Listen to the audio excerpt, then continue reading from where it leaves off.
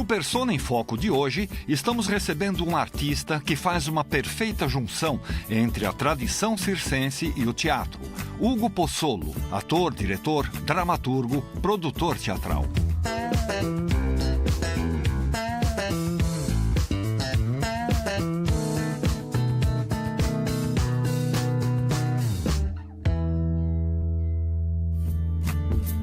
Para conduzir a conversa, convidamos dois atores que trabalharam com o Hugo em diversas ocasiões.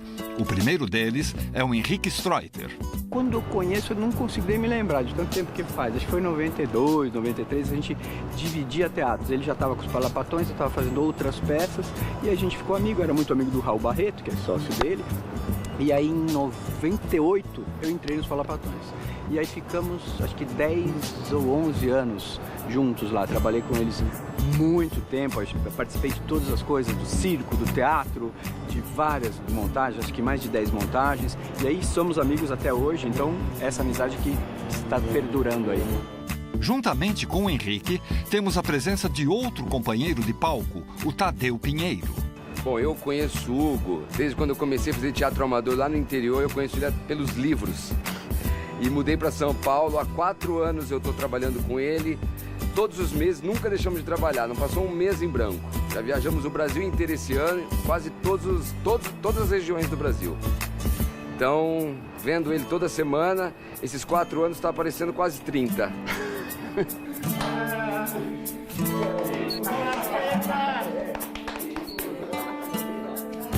Henrique Streuter, o Peroso.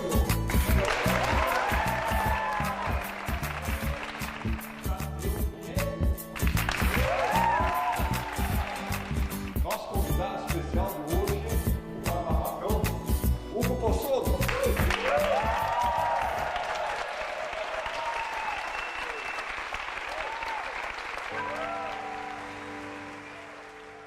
Pronto, podemos começar. Streuter, é com você, hein, cara? Vamos lá? Hugo, é um prazer estar falando contigo, meu irmão. Tantos anos de amizade, né? Nossa. A primeira pergunta, vamos começar a falar do início aí. Você estudou jornalismo, história e no meio disso você fazia o Circo Escola Picadelo, né? Qual era a tua intenção com isso, de fazer o circo? Já tinha uma coisa artística, assim, era só para manter essa forma maravilhosa? Na verdade, um pouco antes disso, eu fazia parte de um grupo amador, que era o Teatro Infantil Monteiro Lobato, que existe até hoje, na Biblioteca Monteiro Lobato, de crianças e adolescentes que fazem teatro para crianças e adolescentes. Ah, tá. Você começou moleque. Moleque. Muito tímido, eu queria ser escritor de teatro, eu não sabia nem que chamava dramaturgo. E aí, acabei entrando em cena nesse grupo e diziam que eu era muito palhaço. Falaram, vai estudar para isso. E aí eu fui, logo que eu entrei na faculdade muito cedo. Eu entrei com 17 anos na faculdade. Então, em seguida, eu já fui procurar a escola de circo. Fiz a minha primeira peça profissional com 17 anos, o que significa que o ano que vem eu faço 40 anos de carreira. Ô, rapaz, que bonito. Quarentinha já? Legal. E aí fui procurar. Na verdade, o jornalismo é porque eu queria escrever para teatro, eu queria alguma coisa que me desse o caminho da escrita. Eu já queria o teatro. A história, porque eu gostava muito. Meu irmão mais velho queria ter estudado história, estudou administração, e eu gostava muito da história por esse lado de contar e recontar as histórias. E aí, no fim, acho que essas coisas acabaram se encontrando. Juntaram, né? Mas quando eu fui para o Circo Escola Picadeiro, aquilo foi tão contagiante, tão envolvente, tão desafiador, que eu acabei largando um pouco o teatro e fiquei praticamente 3, 4 anos só dentro do Circo Escola Picadeiro, fazendo os espetáculos, porque aí a gente acaba virando bolsista, e participa dos espetáculos e acaba dando aula, acabei vivendo um pouco da própria escola de circo, né? E eu me lembro de uma coisa que acho que as pessoas não sabem, eu de te assistir. Você chegou a fazer trapézio, né? Não era só uma coisa, você não era só palhaço, né? Você desenvolveu... Você não tinha um número que você fazia de trapézio? Fazia, e incrível, porque eu sou daquelas pessoas que foi... o trauma foi tirado com a melhor psicologia, que é o tapa na orelha. Eu tinha medo, e ainda tenho medo de altura, tenho muito medo de altura. Eu não subiria num banquinho desse, assim, eu tinha vertigem. E eu fui para o Circo Escola Picadeiro procurando ser um palhaço. Eu falei, mas tem que fazer de tudo. É muito bom né? isso. Sobe lá no trapézio, não. Sobe no trapézio, não. E aí eu subi, me amarraram no cinto de segurança, tomei uns 2 tapas na orelha, balança. E aí na primeira balançada eu falei, gente, é possível perder o medo. Acabei me apaixonando pelo trapézio também. Eu nunca fui um bom acróbata, não tinha a habilidade, a destreza, assim, mas aquilo me fascinava muito. E aí eu descobri que eu podia ser palhaço no trapézio. E aí eu cheguei a ver um negócio que você fazia, né? Fazia, aí balançava e pulava e caía errado. Tudo que os trapezistas faziam certo, eu tinha que aprender até tecnicamente um pouco mais para poder chegar naquela solução de cair errado, de fazer as coisas errado. E ali, grandes amigos, como foi o Jairo Matos, que fazia escola naquela época, o Raul Barreto, Parlapatão, até agora. O Raul nunca subiu num trapézio. Não. Com 1,90 m ele não precisava. E Ailton Graça também, que foi também palhaço da mesma trupe. Uma galera muito boa ali, A gente se conheceu ali e dali cada um seguiu um pouco o seu caminho. Legal. Hugo, nós já vamos começar a mostrar para você alguns dos depoimentos que nós temos que serão exibidos no decorrer do programa. O primeiro deles é de uma pessoa lá do Circo Escola Picadeiro. Olha só quem é, hein? Oi, Huguinho, tudo bom? Como vai? Então, rapaz, estou aqui para falar um pouquinho das nossas andanças, das nossas histórias. Você, quando chegou no circo, pela primeira vez, lá para os anos de 85, querendo ser trapezista, mas era medroso que era um diabo. Você subia no trapézio, tremia mais do que vara verde. Mas aprendeu porque a gente é insistente, né? Mas o teu lado também, que foi muito bom, foi que você também caiu para o lado cômico. O velho palhaço tililingo, né? Novinho, mas velho palhaço tililingo. Que aquilo ali era uma satisfação tão grande que a gente tinha quando via você chegar e você fazer as entradas, você fazer as reprises. Aquilo era motivo de muita satisfação para mim. E dali começou também a tua grande paixão pelo teatro. E aí que você foi juntando as duas áreas que você se desenvolveu. E hoje está aí. Você é esse cara que, quando eu preciso de você, chegou o Guinho, a gente precisa fazer um seminário em tal lugar, você preside a mesa, você está ali, está disposto a ajudar o circo brasileiro. E isso eu tenho uma gratidão enorme por esse teu empenho em fazer as coisas pelo circo, e estar presente, e ter o circo dentro da tua veia. Porque o sangue circense corre na tua veia. Você é uma pessoa que eu tenho um grande respeito, admiração, e te considero ou um filho mais velho ou um irmão mais novo. Você escolhe. É isso, meu brother. Tamo junto. Legal.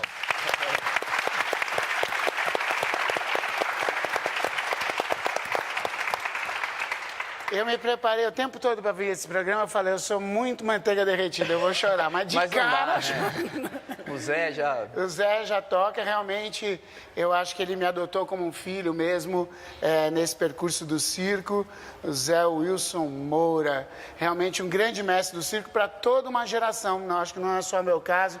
Vários grupos surgiram de lá, não foi só os Parlapatões, La Mínima, Acrobático Fratelli, enfim, toda uma geração. Eu me inspirei muito em um diretor que teve aqui nesse programa, que eu admiro muito, que é o Cacá Rossetti, que eu tive o contato exatamente através do Circo Escola Picadeiro, que é a montagem do Ubu nos anos 80, 85, por aí. Realmente foi muito impactante para a nossa geração e, enfim, eu acho que eu consegui juntar as peças. O Zé Wilson fala dessa coisa de juntar o circo com o teatro. Era uma perspectiva que eu tinha internamente, mas só vivendo na escola de circo é que foi possível concretizar isso na cabeça. Legal. Hugo, como é que é o lance de ter largado a faculdade de História, de Jornalismo e embarcado nessa aventura maluca que é o circo, o teatro? Historiador eu tinha certeza que eu não seria, que aquilo era uma fonte de conhecimento e pesquisa. E o jornalismo, curiosamente, tem uma história linda. Eu estava para me formar, eu tinha menos de 21 anos, a faculdade só tinha 3 anos, a Casper Libero naquela época. Eu era bolsista, sempre fui uma pessoa muito política, eu era envolvido com política em geral, fazendo palhaçada. Na época tinha uma coisa muito parecida com os dias de hoje, tinha as Senhoras de Santana, que é mais ou menos essas pessoas chatas do Facebook, e que fazia uma pressão conservadora enorme. E eu fui de sala em sala na Casper Libero, como uma Senhora de Santana, defendendo a idiotice delas, e eu perdi minha bolsa de estudos, era uma escola... E aí eu ia desistir do jornalismo, porque eu falei, eu vou fazer teatro mesmo. E aí eu cheguei na minha sala, e a minha turma, que tinha umas 40 pessoas, ficou sabendo que eu ia desistir porque eu tinha perdido a bolsa.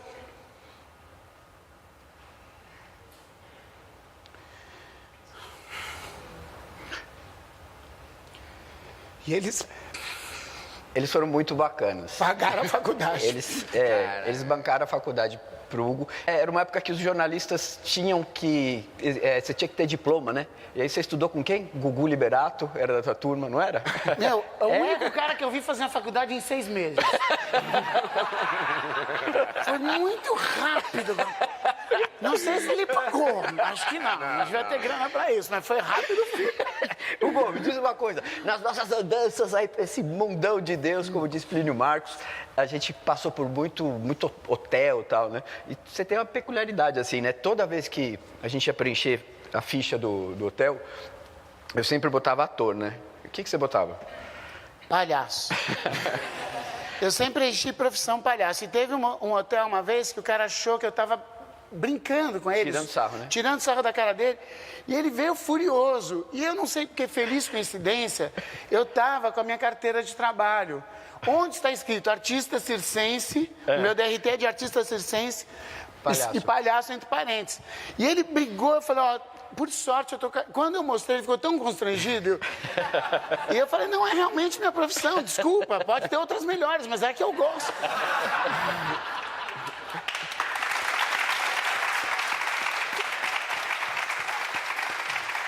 Muito bom. E nessa profissão de palhaço, você deve ter passado por milhões de perrengues, né? Situações, assim, de festa infantil, não sei o que. Até a gente tem um número, né, que você fez e tal. Conta aí alguma história, assim, desse percurso de ser palhaço, das roubadas, vai? Bom, que são as engraçadas, né? Teve uma época que eu vivi, basicamente, antes dos Palapatões, de animação de festa infantil.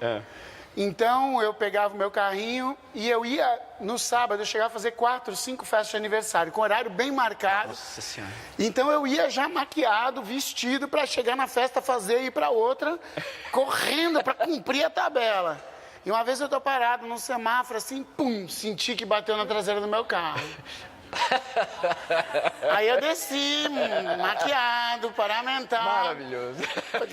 Era uma senhora, eu olhei, ela estava tão assustada que ela tinha batido, que ela não olhou muito pra mim. E eu olhei pra ela assim e falei, a senhora tá me achando um cara de palhaço? Que maravilha. Aí, enfim, tem situações que aí a gente dá nesses números, como um menino que colocou um brigadeiro por trás da calça larga, e eu não percebi. E quando eu cheguei em casa, que eu fui, assim? botou e apertou, mas não senti, realmente. Mas quando eu cheguei em casa, eu fui tomar banho, eu me lavava, eu falava, o que é isso? Realmente, o palhaço sofre. De criança, chegar pra mim, um molequinho de 5 anos, chutar minha canela e falar, ô palhaço, me faz rir, meu pai te pagou. Gente, o mundo é cruel. Como que surgiu os parlapatões, patifes e paspalhões? Como que foi o... Já na escola de circo, eu tinha vontade de formar um grupo. E juntando com alguns amigos, um deles, o Jairo Matos, ainda na escola de circo, a gente pensou em ter um grupo, fez umas intervenções de rua e desistiu. Ficou ali uma semente, que aliás tinha uma ideia até de um nome parecido. Isso ficou na cabeça. E aí, quando eu saí de escola de circo, eu comecei a produzir teatro infantil, vender em escola e comecei a ficar muito incomodado porque as professoras não tratavam aquilo como arte, e sim como uma coisa boba, como se fosse uma hora de recreio.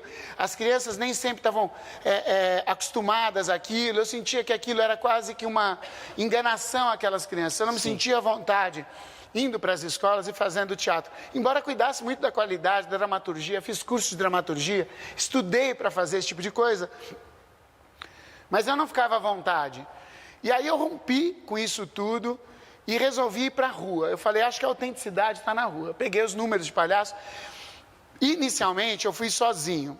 No livro que o Valmir Santos fez sobre os palapatões, quando ele me entrevistou, eu disse que eu fui 3 vezes, e na terceira vez eu me maquiei e comecei a fazer um número sozinho. Eu menti, que eu acho que eu fui umas 8 vezes. Eu ia para a Praça da República, meu figurino na mala, e eu ficava com vergonha e ia embora. E aí eu fiz isso, sei lá, por uns 2 meses seguidos, umas 8 vezes, uns 8 finais de semana, até que um dia eu falei, a hora que eu puser o figurino, maquiar, vai todo mundo parar, fazer uma roda, vai me assistir. Não acontece isso. Não acontece nunca, né? Não, você pode pintar a cara, não aparece. Aí eu fui, fiz coisas de malabares, e aí percebi que formava uma roda, mas eu tinha que jogar com a plateia o tempo todo. E eu percebi que sozinho era impossível, e comecei a convidar alguns amigos. O Jairo, nessa época, a gente vivia um perrengue, a gente vivia uma vida muito miserável. Eu e o Jairo, a gente chegou a serrar um pacote de miojo, metade para cada um. A gente andou muito a pé para São Paulo, porque não tinha dinheiro para o ônibus. O Jairo fazia no Centro Cultural o espetáculo Concílio do Amor, direção Gabriel Vilela. Sucesso danado. Sucesso, fez, uma né? coisa incrível. Incrível. E aí ele foi chamado a fazer uma novela na Globo, exatamente quando os palapatões estavam começando, que a gente passava o chapéu na rua. E aí ele não acreditava que ele tinha um salário. Para quem dividia miojo. Né? Então foi uma coisa incrível. E aí, uma história ótima que a gente descobriu. Eu fui juntando um dinheirinho porque eu queria ir para a Europa para poder passar o chapéu na rua, porque a moeda de lá valia mais. E aí eu queria ir para a Europa conhecer e passar o chapéu de rua em rua. E aí estava juntando esse dinheirinho e a gente encontrou um ônibus de 65. Isso foi em 90, né? Uhum. Imagina como o ônibus era novo. E a gente resolveu comprar o ônibus. O Jairo falou, com o meu salário eu pago uma parte. Como eu nunca confiei no Jairo, falei, não, ele não vai pagar. Não vai.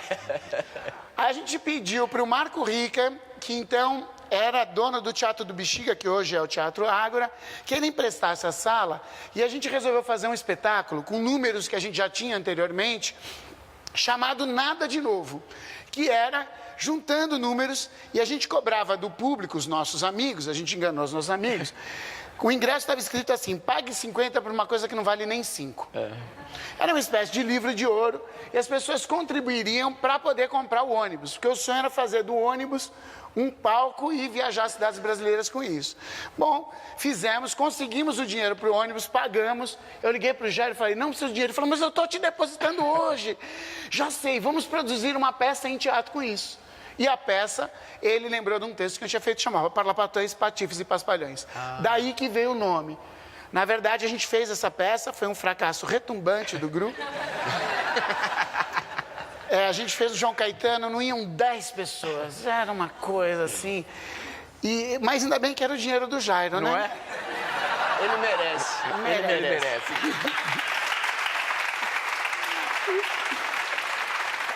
Mas ele tem uma história maravilhosa que eu queria que você contasse, Hugo, que foi, ele foi fazer Barriga de Aluguel e virou o maior galã do Brasil, né? Sim. E aí, ele me conta muito essa história, a gente dá muita risada. E ele voltou para fazer uma peça de rua com você. E ele era o maior galã do Brasil. Conta aí como é que foi isso. Sim, campeão de carta na Rede Globo.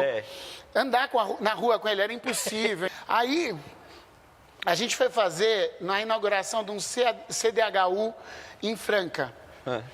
E era uma roda gigante, assim, umas 700 pessoas, a gente fazendo espetáculo, o Jairo maquiado, que parecia que enganava o público, que não era ele. Mas óbvio que o público foi percebendo.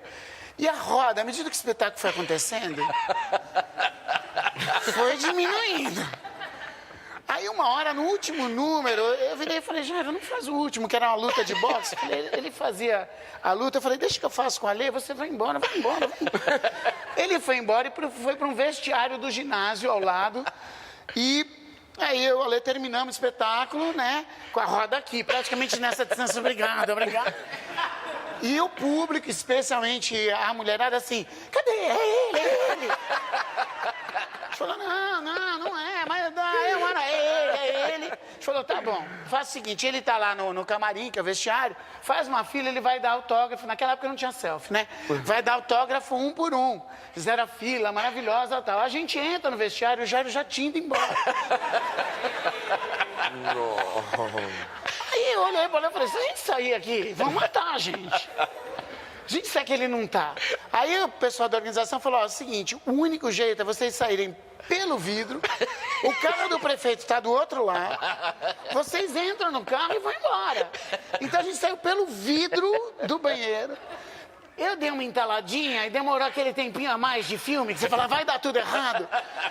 Aí alguém falou, eles estão fugindo. Mano, corria. Eu olhei, a gente se jogou no carro, fechou a porta, a poeira levantou, eu falei, eu sou os Beatles. Com aquele povo correndo. Ou que vocês montaram o Sardanapalo. Eu pensei que Sardanapalo fosse a primeira... É a primeira peça grande que vocês montaram ou não? Não. Um dia a gente fez uma leitura e tinha o Marcos Loureiro. O Marcos Loureiro era o quarto Beatle que se propôs a estar com a gente, sempre carregando sacola, fazendo coisas técnicas. Ele queria aprender sobre direção, aprender sobre dramaturgia.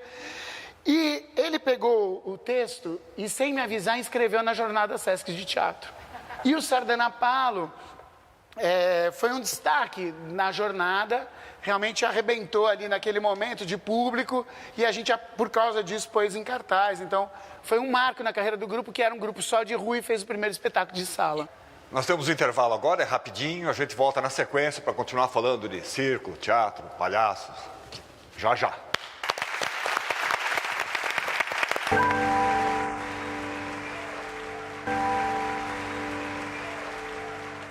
Voltamos.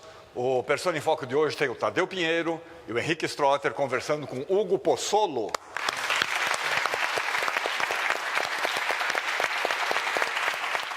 Eu queria entender o que você se acha, assim, você se acha um palhaço e um ator comediante? Você tem, como você se define artisticamente no sentido de ator, de palhaço e tal? Eu acho que acabei colocando na frente a coisa assim, o palhaço, né? Mas palhaço e também ator, a dedicação à dramaturgia, a escrita e a própria direção acabam sendo engolidas pela ideia do palhaço. Sim. Né? Eu acho que até a maneira como eu me coloco publicamente acaba não destrinchando. Mas o que você prefere? Pergunta difícil. Ficar por trás do nariz vermelho ou fazer um personagem mais dramático? Eu prefiro estar no palco. Eu acho que, quando eu penso a questão da dramaturgia, que foi o que me moveu a fazer teatro, escrever teatro, talvez eu possa escrever até os 95, 96, mais ou menos ali perto de onde eu vou morrer. E atuar, talvez eu não consiga esse tempo todo. Então, o máximo que eu consegui estar no palco é realmente o que me dá maior prazer, maior satisfação. Independente dessa questão do riso ou não. Para mim, a conexão com o público é a parte mais significativa. Legal. É um bom momento agora para a gente mostrar um depoimento de um dramaturgo e diretor que trabalhou com você em uma dessas montagens que foram mencionadas. Olha só o que ele lhe diz, hein? Hugo, querido, a gente vem de longe, não é não? A gente se conheceu na oficina Oswaldo Amácio Mazzaropi. Eu dirigi aquela casa e tinha uma praça no meio. E você, os Parlapatões, ficaram 6, 8 meses, já nem me lembro mais. Ficaram uma temporada enorme, não só se apresentando, mas fazendo oficinas, dando cursos. E desde então você é uma espécie de líder escondido da minha geração e de gerações que vieram depois. Mas eu só fui entender direito o que funcionava em você, quer dizer, como é que era o bordado por trás do que aparecia quando eu te dirigi no prego na testa. E no prego da testa eu vi que, na verdade, o que te motivava não era o humor, era a angústia.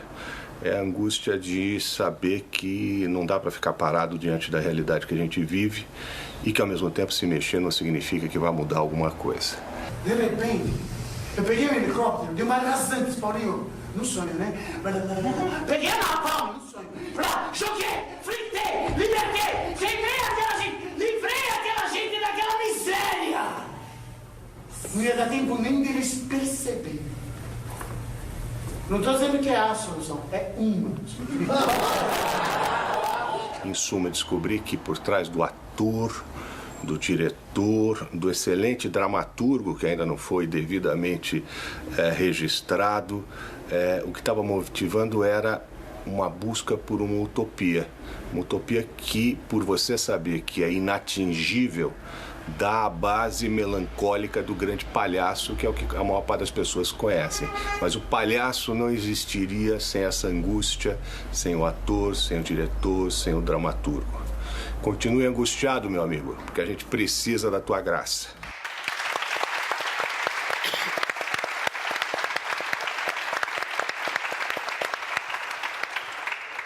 É muito emocionante ouvir isso do Aimar, que eu sempre tive como referência.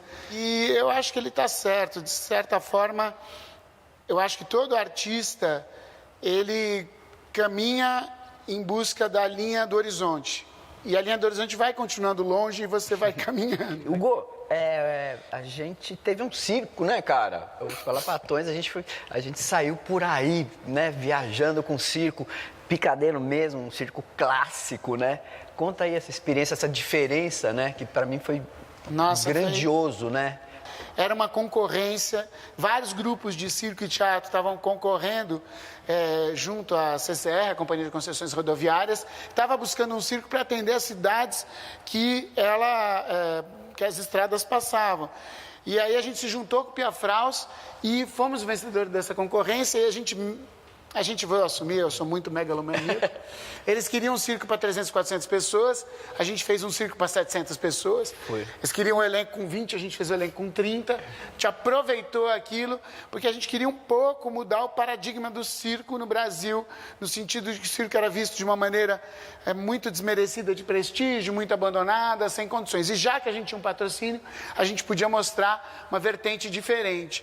E foi onde a gente mergulhou e a experiência foi transformadora para o próprio grupo. E foi incrível, porque a gente rodou o país inteiro com aquela tralha toda, eram 9 carretas, um circo de 700 lugares, você cada vez que muda é uma loucura.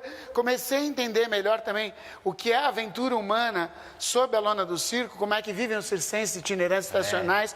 Toda vez que vejo uma lona pequena, grande, média, e eu falo, esses caras aí, eles são incríveis, eles sustentam um sonho que vem lá da Idade Média num mundo que não os aceita, e eles insistem em transformar a lona no seu mundo, um pequeno céu sob um céu maior. Oh, lindo. Boa.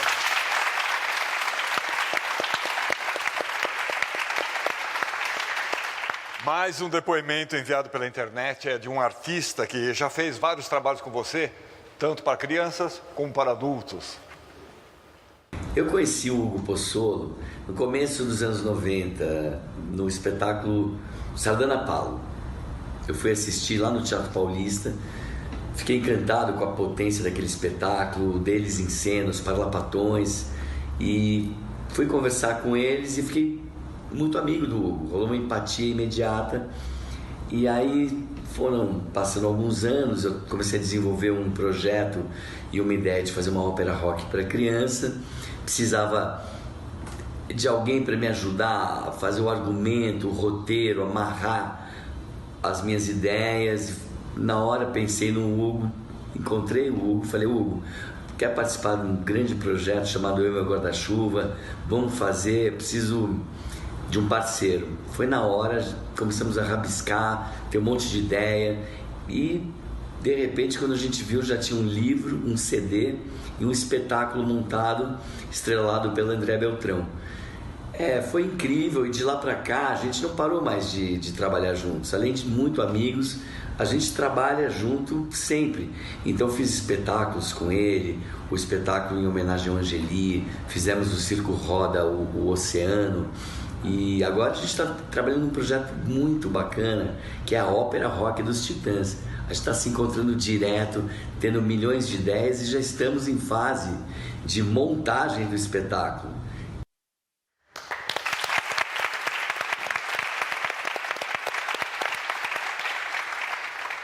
Cara, o Branco é uma figura muito especial na minha vida pela amizade, para além do trabalho. Então, é incrível quando você é fã de uma pessoa, você se aproxima dela e, de repente, você descobre essa amizade. Então, foi um cara que esteve ao meu lado em muitos momentos, assim, né, na intimidade, assim, e com viagens e delírios muito comuns. E esse primeiro trabalho, o Eu, Meu Guarda-Chuva, foi uma coisa incrível, porque ele trouxe as músicas, de repente foi um quebra-cabeça psicodélico, assim, e foi montando, aquilo ganhou forma e abriu para a possibilidade de outros espetáculos, como foi no circo. Ter as trilhas com o Branco, a sensibilidade dele, do Emerson Villani, que fez trilha junto também, que foram percebendo o quanto isso era significativo, que você não precisava infantilizar a linguagem, tornar ela meio boba. Quando eu digo infantilizar, no pior sentido, achar que isso é bobo. Não, você tem que levar a sério quando você fala com criança. Aliás, que é o público melhor crítico que tem. E criança é o seguinte, se ela não está gostando, ela vai brincar, ela vai conversar, ela vai fazer outra coisa. Então é o público mais honesto. Então eu admiro muito as crianças e aprendi muito nesse processo. Mais um intervalinho, voltamos em seguida para continuar esse gostoso bate-papo com o Hugo Pozzolo.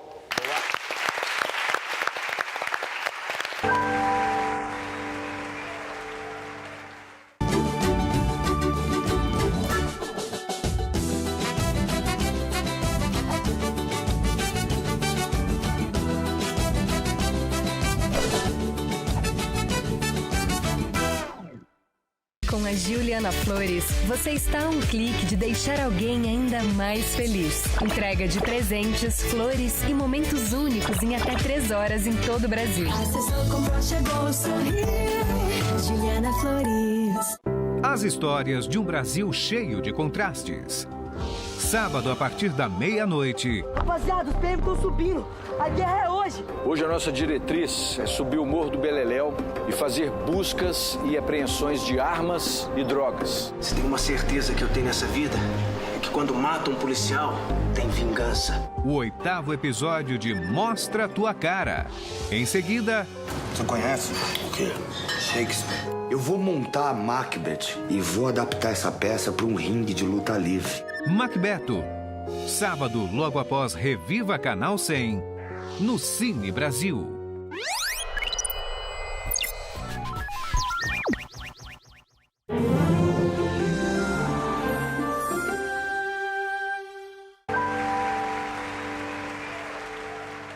Muito bem, continuando o Persona em Foco de hoje, nós temos o Henrique Streuter, Tadeu Pinheiro, conversando com o ator, diretor, dramaturgo, palhaço, Hugo Pozzolo.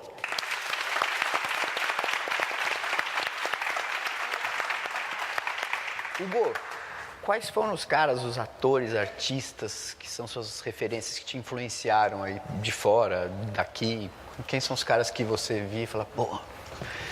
Acho que o primeiro de todos que mexeu com a minha infância, meu imaginário, é o Ronald Golias. Maravilhoso, né? Eu já ouvi entrevistas do Jô, do Renato Aragão, falando dele, que também o inspiravam, e são, né, mais ou menos contemporâneos. O Jerry Lewis, que eu acho que é incrível. Jim Carrey. Quando o Jim Carrey surgiu, eu falei, finalmente alguém para ocupar um espaço que seria do Jerry Lewis, mas de uma visão mais contemporânea. O grupo Monty Python, que eu acho que fez a minha cabeça nos anos 80. Você não mencionou nenhum palhaço entre as suas referências aí, brasileiros? Olha, não, tem palhaços brasileiros, tem sem dúvida o Arrelia. O palhaço da minha infância foi o Torresmo e o Pururuca. Né? A minha referência depois de adulto foi o Piolim.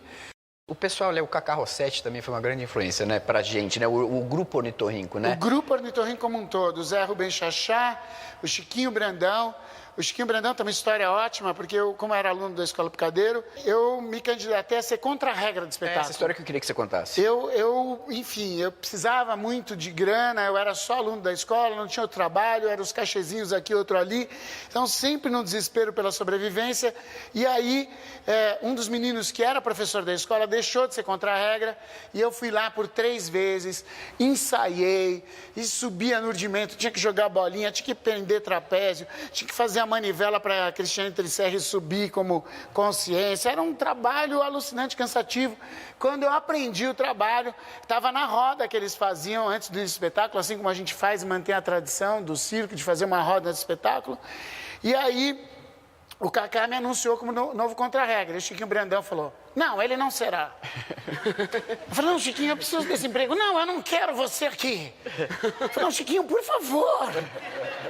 Aí fez a roda, o Cacá falou, Hugo, é melhor você não trabalhar, o Chiquinho é do grupo, ele não quer. Eu falei, Chiquinho, eu tô desesperado. Ele falou, não, aqui você só entra como artista. Como contra-regra, eles vão te humilhar muito. Seja o artista, o palhaço que você tem que ser, que dará certo. Foi legal. Eu odiei o Chiquinho por anos e passei a amar por essa atitude dele. Foi a visão linda dele, né? Foi, incrível. Você é um cara, Hugo, que ali na nossa convivência eu sempre vi você batalhando muito pelo circo, inclusive politicamente, né? Você é um cara muito importante para o circo no Brasil. Eu queria saber, assim, como que anda essa luta, o que está acontecendo, como é que está indo e onde você está se posicionando aí agora, atualmente? Tem uma coisa na militância que é você... Eu tive uma formação também na faculdade, já do colegial, então eu fui buscando essa militância também no circo, de como o circo poderia abrir os seus próprios espaços. Isso acontece com a Arte contra a Barbárie. Naquele momento eu falei, puxa, e o circo? Não vai entrar nessa discussão? E entrei um pouco nesse movimento e acabei indo parar na Coordenação Nacional do Circo da Funarte. Eu me sinto como o Chaplin, naquela cena em que tem um caminhão que cai uma bandeira e ele pega a bandeira e vai dizendo no caminhão, você perdeu. E aí vem uma multidão e ele parece que ele é o líder. Todo mundo vai seguir, da multidão. Então, um pouco no circo foi um pouco isso, né? Eu peguei e falei, gente, tá aqui. Quando eu vi, eu tinha sido eleito por uma comissão para ser o coordenador nacional do circo. Gente, eu falei, não quero isso. Né? E aí eu fui conversar lá no Ministério, conversei com o Antônio Graça, que era o presidente da Funarte, então ele falou, cara, de uma lista tríplice, você foi o cara mais votado, tem que ser você, tão confiando. E meio que deu uma parada na minha carreira por 1 ano, eu falei, eu quero ficar 6 meses, e fiquei lá, e consegui desenhar uma base, e aí fui convidado por amigos e tal, a me candidatar à Associação Amigos do Centro de Memória do Circo, que é uma coisa que tem a ver com a história aqui de São Paulo, que tem a ver comigo, por causa do Piolim, da peça que a gente fez com a Neide Veneziano e o Perito Monteiro, que é a história do Piolim, que é o Centro de Memória do Circo. Com relação a esse seu esforço de valorização, de preservação da arte circense, olha só o depoimento que nós temos agora. Hugo, querido, Possolo, eu estou aqui em frente ao painel do Circo Nerino, no Centro de Memória do Circo, que tanto tem a ver com você, né? Um trabalho que eu tenho estado à frente, mas que foi muito importante tua participação no Circo Nerino, a tua participação nesse espaço consagrado ao circo, na Galeria Olido, no Largo do Paissandu, que primeiro foi o Espaço Piolim e que depois o Centro de Memória ocupou, e que o Centro de Memória, que hoje você é o presidente da Associação de Amigos do Centro de Memória, e que, como Circo Nerino, eu espero que a gente consiga mostrar ao mundo esse patrimônio artístico, cultural do circo, tão importante. Muito contente de ter você sempre, né? Sempre parceiro. Ale, vamos.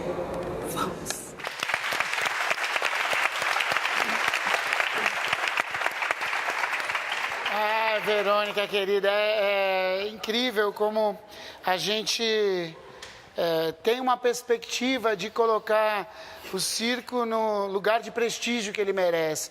Eu acho que o trabalho ali do Centro de Memória é uma coisa exemplar, única na América Latina, nos Estados Unidos tem algo parecido, e é raro, né, você preservar a memória, mas no sentido vivo, no sentido de que você não está só tratando do passado, você está tratando do presente. Ainda voltando na sua história como coordenador nacional do circo, na Funarte, como que é para um artista essa burocracia da parte estatal, numa área tão difícil que é a cultura, né?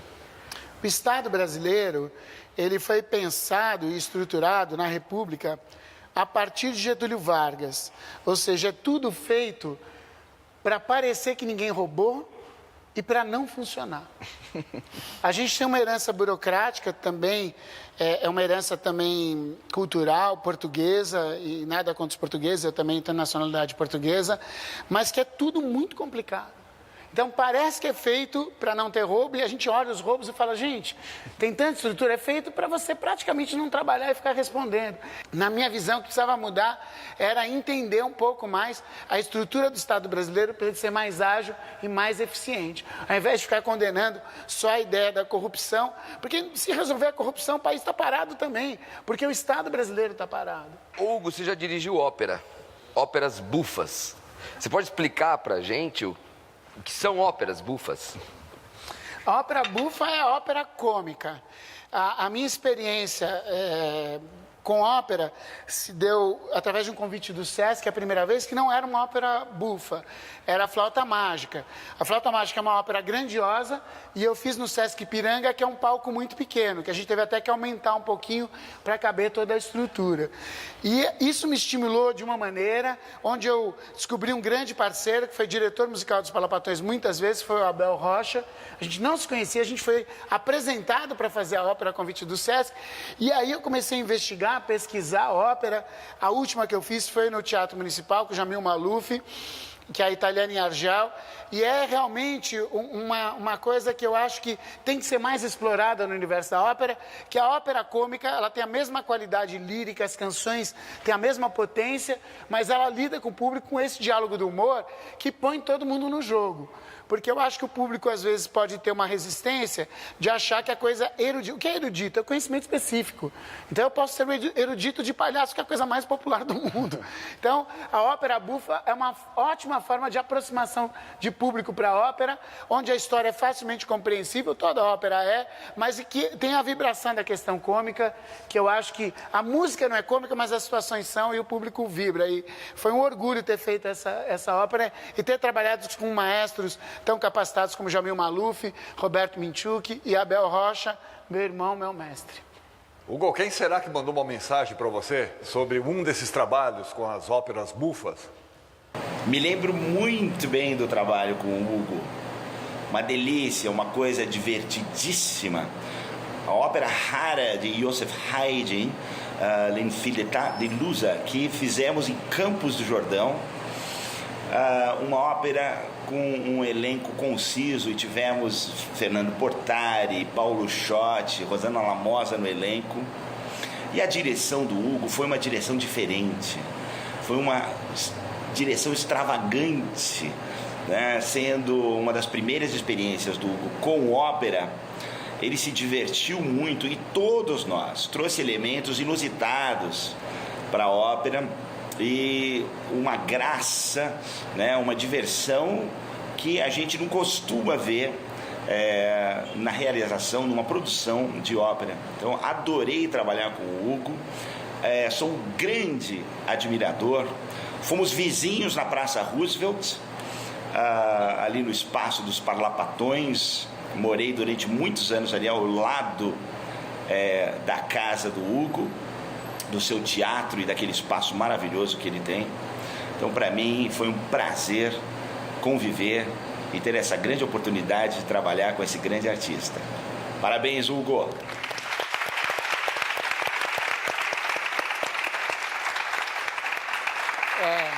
É incrível ouvir isso de um maestro com excelência, reconhecido internacional, que é o Roberto, que é uma pessoa querida, afetuosa, e que me causou grande impacto no primeiro ensaio.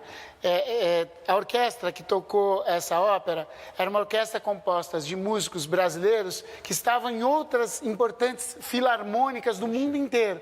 Se encontram a primeira vez para fazer essa ópera, sob a regência do Roberto, e deu um problema da sala de ensaio, então deslocaram a orquestra inteira para uma escola pública em Campos do Jordão, numa sala de aula um pouco maior, todos sentados, com os músicos apertados, numa sala de aula, de escola pública, o Roberto assim naquele púlpitozinho que é de escola, com a lousa atrás, e ele olhou e falou, ninguém leu. Os músicos, não, a gente chegou agora, chegou de viagem, eu estava na Alemanha, eu estava no Japão, Tá, vamos ler e tocar a primeira vez. No que ele levantou a mão, cara, vem todo mundo chorando com a emoção da música do Haydn. O Haydn, o pai, o Joseph. E aí foi contagiante, entendeu? Então eu tive esse impacto. E eu tinha feito um cenário que era de chão verde, com tudo os detalhes brancos, e eu não sabia muito bem, porque o cenário era assim. E o Roberto chegou para mim e falou, Hugo, será que isso não está forte demais? A gente sentou da plateia, ficou olhando e falou, o que te lembra? Eu falei, me lembra um campo de futebol. Ele falou, é bem popular. Vamos tornar a ópera popular, é isso que vai ser. Que legal. E aí teve essa coisa que a gente nem sabia porque era daquele jeito, e rolou, e eu sou muito agradecido a ele de poder ter aberto um festival de inverno como o de Campos do Jordão, ao lado, né, daquela orquestra, desse maestro, foi realmente um aprendizado para mim. Agora é hora do nosso último intervalo, mas é rapidinho, a gente volta já com o Persona em Foco de hoje.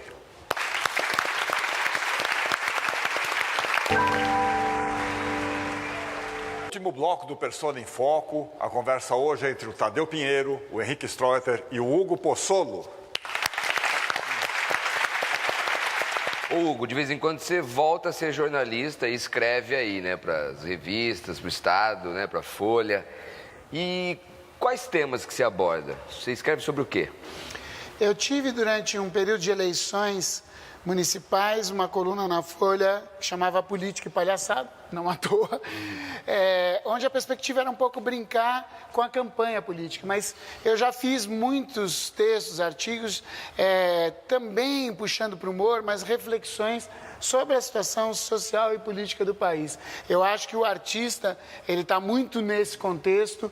Acho que quando a gente tem visibilidade, tem possibilidade de provocar as pessoas, eu vou nessas questões. Podem ser questões como artigos que eu escrevi sobre a questão o que significa o meio ingresso para o teatro, que é uma falsidade, porque, na verdade, isso só inflaciona o ingresso. Eu acho que o estudante merece pagar menos, tem que pagar menos. O problema é que quem é penalizado com isso é o artista, é o produtor, e vira um faz de conta, porque esse ingresso não é subsidiado.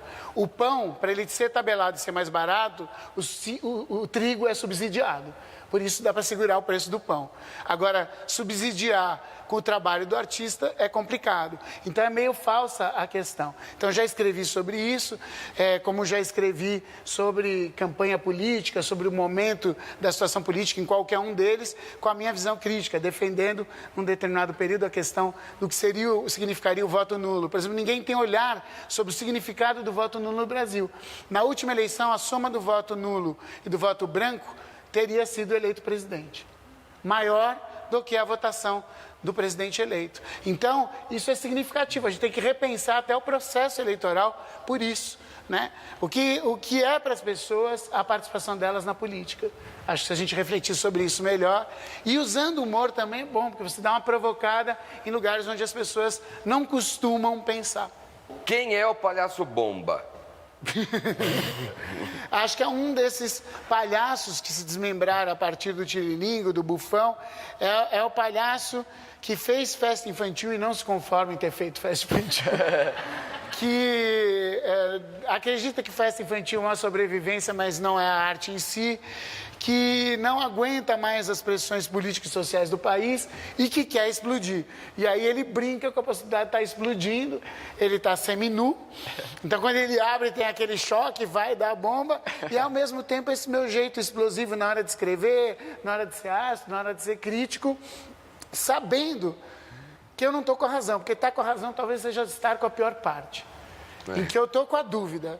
A melhor parte é estar com a dúvida. Falando em palhaço, o palhaço atualmente ele está inserido na sociedade em todos os aspectos, né? Ele está na publicidade, está no teatro, está causando medo no cinema, tem aquelas performances, né, que as pessoas fazem que ficam paradas de palhaço e na estrada de noite. Você acha que o que vai acontecer com o palhaço? O palhaço é eterno? Qual é o futuro dele? Eu acho que o arquétipo vai se transformando. Então ele nunca será igual. O palhaço que eu vi na infância vai ser diferente do palhaço que a minha filha viu na infância ou que os meus netos vão ver ali na frente. O que eu acho que nós, no nosso trabalho, acabamos trazendo um pouco dessa mistura de visões de uma questão contemporânea e vários da nossa geração, como La Mínima, como o Teatro de Anônimo no Rio de Janeiro, que vão percebendo a questão do palhaço contemporâneo e grandes exemplos de fora, como é o Léo Bassi, como é o Tchaikovsky argentino, o Tortel Poltrona da Espanha, são palhaços que acabam pegando a temática atual e dando uma outra visão. Evidentemente, essa visão também da publicidade, que tenta colocar, ou até do cinema, essa figura estranha, quase freak do palhaço, ela é um pouco porque o palhaço é hiperbólico, é exagerado em tudo. E esse exagero pode ir para vários lados. Então, o uso publicitário do palhaço me cansa um pouco. Eu falo que bobagem. Assim como também muitos colegas dizem, eu acho ruim nas manifestações as pessoas colocarem nariz de palhaço, porque elas estão se sentindo palhaço. Não, usem a figura do palhaço, porque se ela expressar algo para você, ela vai dizer. Então, quem sou eu para dizer que não deveria estar na publicidade? Eu só acho que quando está na publicidade é meio chatongo. Hugo, você e o nosso querido Raulzão, o Raul Barreto, estão juntos há 25 anos. Fala pra gente como é que é trabalhar tanto tempo com uma pessoa. Um casamento, né? Bodas de prata. Nossa, até hoje eu não sei a língua que ele fala. O Raul tem uma característica muito incrível, para mim, acho que é a pessoa mais generosa do mundo, e é essa coisa de ter o encontro e a aposta de duas pessoas num sonho, agregando outras pessoas que vão vivendo esse sonho e tocar isso no dia a dia com aquele esforço todo, que é, além de estar em cena, a gente brinca que nosso maior trabalho é produzir, fazer planilha, escrever projeto e carregar baú. Né? Porque a maior parte do trabalho de quem está convivendo num grupo é isso. A realização artística, ela é a ponta final lá e o prazer disso.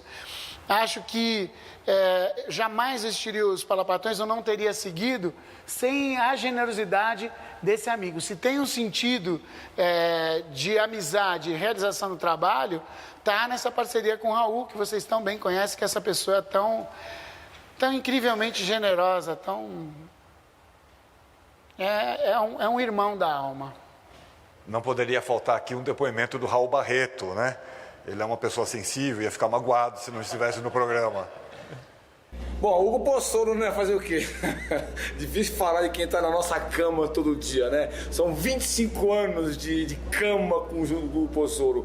Nenhum de nós dois é homossexual, sem nenhuma crítica, mas o nosso convívio é quase que diário mesmo. A gente, no Espaço Palapatões, no Circo Roda e no Grupo Palapatões, que tem 26 anos, eu tô há quase 25 anos nesse dia a dia. Então, é uma parceria muito rica, quer dizer, a gente fez 64 espetáculos, então é um convívio permanente, constante, e se não fosse prazeroso, não teria essa durabilidade toda. Eu acho que é um marco mesmo no teatro brasileiro e se deve muito ao Hugo. Quer dizer, uma vez o Aymar Labac falou, né, que Palapatões sem Hugo não seria Palapatões, seria uma outra coisa, e eu concordo com isso. Quer dizer, realmente o Hugo tem uma capacidade criativa, inventiva, uma inteligência, um QI acima da média mesmo, nesse quesito mesmo da inteligência prática, que então é um prazer trabalhar com ele, é um prazer conviver com ele. Não é sempre só alegria, claro, casamento nenhum é felicidade constante, mas eu agradeço muito essa parceria, esses 25 anos, que, se eu não me engano, é boda de alguma coisa, mas é uma boda prazerosa na minha vida.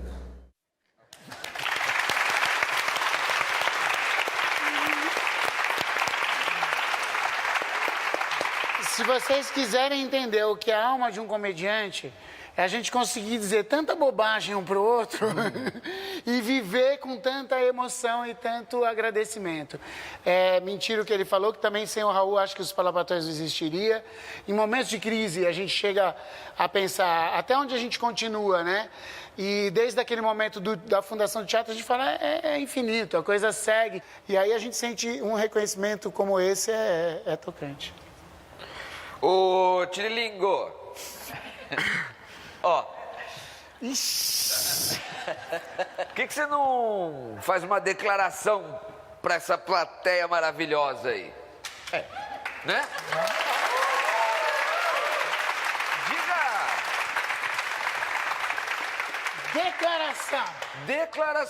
Declaração dos direitos dos panos. Não é nada de Tirilingo, onde você tá com a cabeça? Você tem que dizer palavras doces. Doce, Tirilingo, é doce. Doce, senhoras e senhores, criançada amiga, bala, chiclete, algodão doce, chocolate. Não, Tirilingo, onde é que você tá com a cabeça, rapaz? Não é nada disso. Você tem que falar... Você tem que falar palavras que vêm de dentro. Palavras que vêm de dentro. Senhoras e senhores, criançada amiga... Rim, pulmão, coração, fígado. Não! Olha que lá dentro tem coisa bem boa. Não, Tirilingo, não é nada disso. Nada disso, tem que dizer coisas do fundo. Do fundo. Eu vou lá, pronto. Eu vou lá, bem ali. Ô, Tirilingo, o que tá fazendo aí? Eu tô indo ali no fundo falar as palavras que vocês mandaram. Não, Tirilingo! Deixa de ser burro, Tirilingo! Larga a mão de ser burro, vem pra cá. Vai lá, burrão. Eles não falaram e chamaram o burro. Não, vem pra cá, Tirilingo. Não é ele, não. Senhoras e senhores, Hugo Possolo!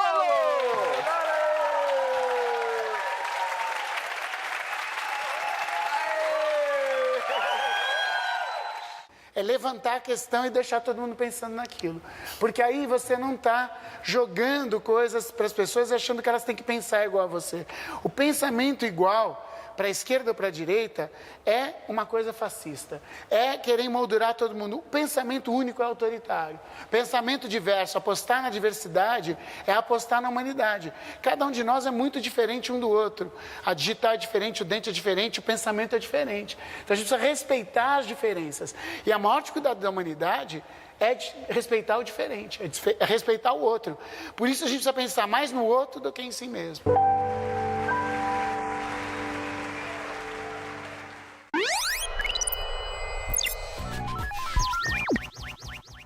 Todo início de carreira é um verdadeiro sucesso. Ele olhou pra mim e falou, o futuro é nós, bem. Ou quase. Qual foi a tua estreia no teatro profissional? Uma tragédia. A peça tinha 2h30, só falava é Marcel. Próxima quarta, 11h15 da noite. Marcos Caruso mostra como se tornou um sucesso extraordinário, um ibope inacreditável, as pessoas mudando de canal. Persona em Foco.